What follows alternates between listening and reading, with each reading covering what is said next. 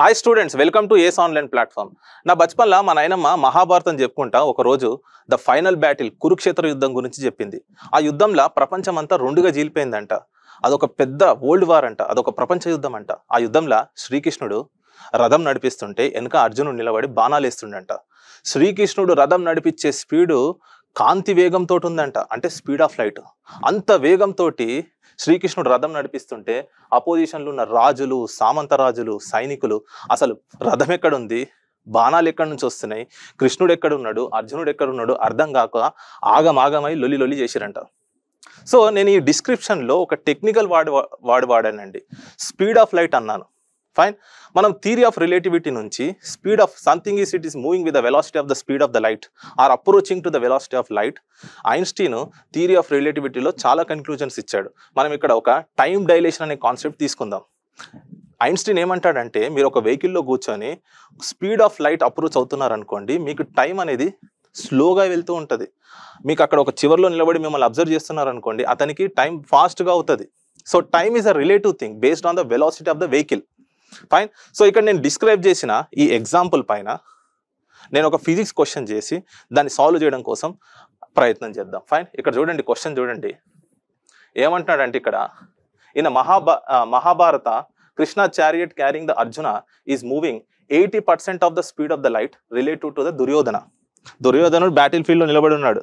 Fine. లేకుంటే అతను chariot పైన, అతను రథం పైన ఉన్నాడు. కృష్ణుడు 80% of the speed of light. Speed of light ఎంత అండి? 3 × 10⁸ meters per second.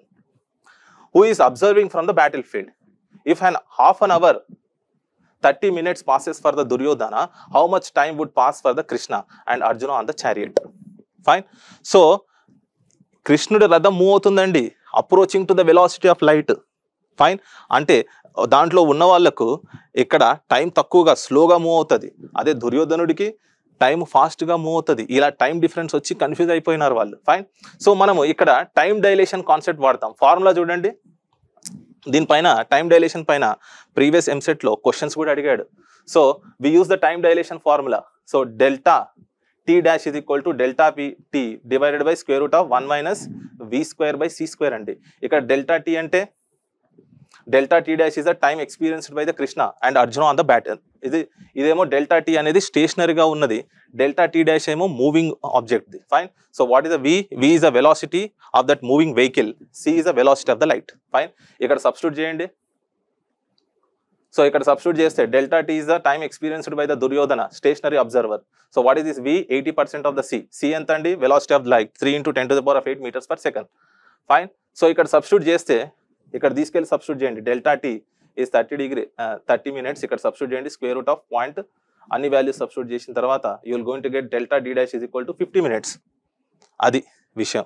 సో టైంలో డిఫరెన్స్ వచ్చింది because of the time is a relative thing, depends on the vehicle which is moving with certain velocity కదా అని ఎవరన్నారు? Einstein అన్నాడు. Fine. So if 30 minutes passes for the Duryodhana, then 50 minutes would pass for the Krishna and Arjuna on the chariot due to time dilation. అది అందుకని ఇక్కడ చూస్తే అక్కడ నుంచి బాణం వస్తుంది, ఇక్కడ చూసినంతలో అక్కడ నుంచి బాణం వస్తుంది. అసలు ఎక్కడి నుంచి బాణం వస్తుంది, ఎక్కడి నుంచి మూమెంట్ అవుతుంది, ఎక్కడ కృష్ణుడు ఉన్నాడు, ఎక్కడ రథం ఉన్నాడు అసలు అర్థం కాలేదు. అర్థం కాక అలా వాళ్ళ దిమాగ్ ఖరాబ్ అయిపోయింది. ఫైన్. ఎనీహౌ, సో ఈ వీడియో ముఖ్య ఉద్దేశం ఏంటంటే, ఇలా మనం కొన్ని ఎగ్జాంపుల్స్ తీసుకొని కూడా దాంట్లో మనం ఫిజిక్స్ని ఇలా క్వశ్చన్స్ ఫార్ములేట్ చేసి కూడా ఫిజిక్స్ని అర్థం చేసుకోవచ్చు. ఫైన్.